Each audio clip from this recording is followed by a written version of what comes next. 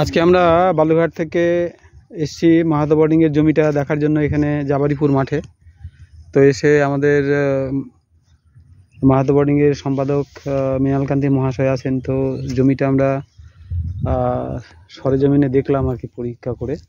তো উনি সেই জমি সম্পর্কে কিছু একটু বলতে চান যে আমরা কি ডিসিশন নিচ্ছি বা নিব। সম্পাদক মহাশয় মৃণালকান্তি। আজকে রবিবার জুন মাসের 9 তারিখ 2024 সাল। আমরা আমাদের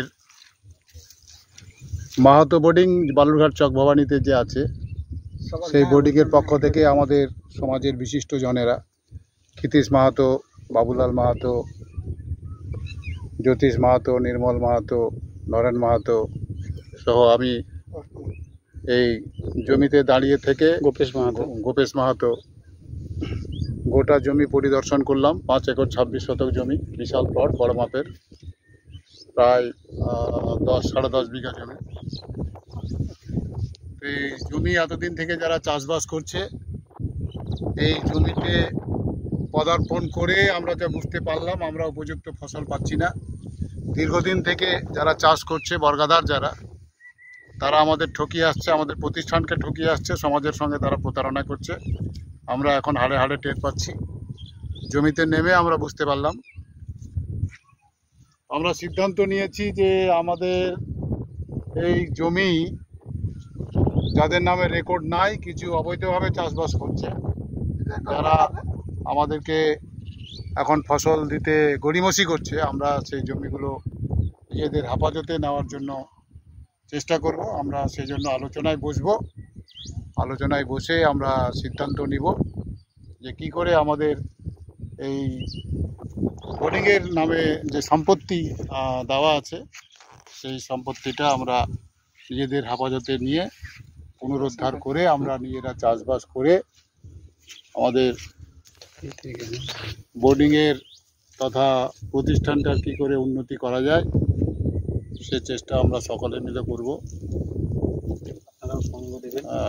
সবাই আমাদের সমাজের যারা আরও বিশিষ্ট ব্যক্তি আছেন, জ্ঞানীগুণী লোক যারা আছেন, তারা আমাদের সঙ্গ দিবেন, সহযোগিতা করবেন। এই সম্পদ আমাদেরকে রক্ষা করতে হবে, কারণ আমরা কুর্মী জাতি, কুর্মী সমাজ। জমি আমাদের বা জমির উপরই আমরা পূর্বপুরুষ বংশ পরম্পরায় নির্ভর করে বেঁচে আছি। কারণ জমি আমাদের রুটি রুজি, জমি আমাদের ভবিষ্যৎ। এটা আমাদের উদ্ধার করতে হবে। ভালো কাজের জন্য যারা দান করেছে, আর এই প্রতিষ্ঠানে ভালো কাজে যারা দান করেছেন, এই জায়গাটা দিয়েছেন আমাদের দুর্গাপুর নিবাসী কৃষ্ণনাথ মাহাতো। রক্ষা করতে না পারলে তার উপরে আমাদের অত্যাচার, সেটা আমাদের রক্ষা করার দায়িত্ব আমাদেরই নিতে হবে। এবং আমরা বিভিন্ন জায়গায় এখন কর্মস্থলে বিভিন্ন জন বিভিন্ন কর্মে প্রতিষ্ঠিত লিপ্ত। এই সময় যদি আমরা এটা পুনরুদ্ধার করতে না পারি, তাহলে এটা আমাদের ব্যর্থতা, পরবর্তী প্রজন্ম আমাদের কাছে কৈফিয়ত চাইবে। ঠিক সেই জন্য আমরা চেষ্টা করব এটাকে পুনরুদ্ধার করে বোর্ডিংয়ের হেফাজতে নেওয়ার জন্য।